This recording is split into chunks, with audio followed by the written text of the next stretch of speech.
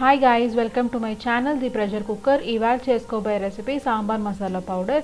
మీకు లాస్ట్ రెసిపీలో సాంబార్ ఎలా తయారు చేసుకోవాలో చూపించాను. దాంట్లో మీకు యూస్ చేసిన సాంబార్ పౌడర్ ఇంట్లోనే ఎలా చేసుకోవాలో మీకు నెక్స్ట్ రెసిపీలో పోస్ట్ చేస్తాను. So here's the recipe for sambar masala. ఇంట్లోనే ఫ్రెష్ ఇంగ్రీడియంట్స్ చేసుకుంటే సాంబార్ టేస్ట్ అనేది చాలా డిఫరెంట్గా ఉంటుంది.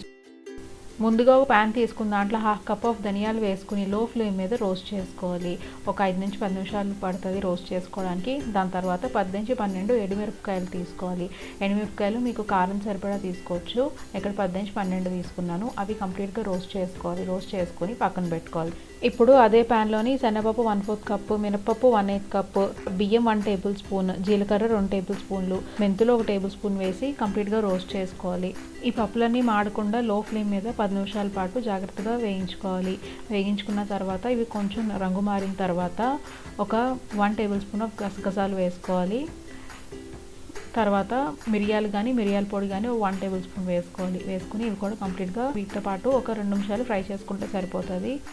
ఒక రెబ్బ కరివేపాకు వేసుకోవాలి. కరివేపాకు దించి వాటర్ కంప్లీట్గా ఎవాపరేట్ అయిపోయి మీకు ఇలాగ డ్రైగా అయిపోతుంది.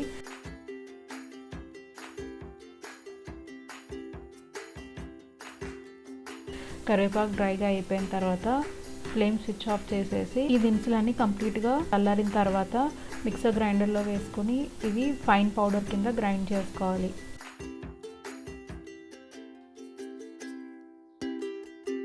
దీన్ని కంప్లీట్గా మెత్తని పొడి కింద గ్రైండ్ చేసుకోవాలి. ఈ సాంబార్ పౌడర్ గ్రైండ్ చేసుకున్నాక ఒక 5 to 10 మినిట్స్ అలాగా ఫ్యాన్ గాలికి డ్రై అయిన తర్వాత ఎయిర్టైట్ కంటైనర్లో స్టోర్ చేసుకుంటే మీకు 1 మంత్ దాకా ఫ్రెష్గా ఉంటుంది. మీకు రెసిపీ నచ్చింది అనుకుంటే నచ్చితే వీడియోని లైక్ చేసి షేర్ చేయండి. సబ్స్క్రైబ్ చేసుకుని పక్కనే ఉన్న బెల్ ఐకాన్ క్లిక్ చేయండి. నేను ఏ రెసిపీ పెట్టినా మీకు వెంటనే నోటిఫికేషన్ వస్తుంది. Thank you for watching.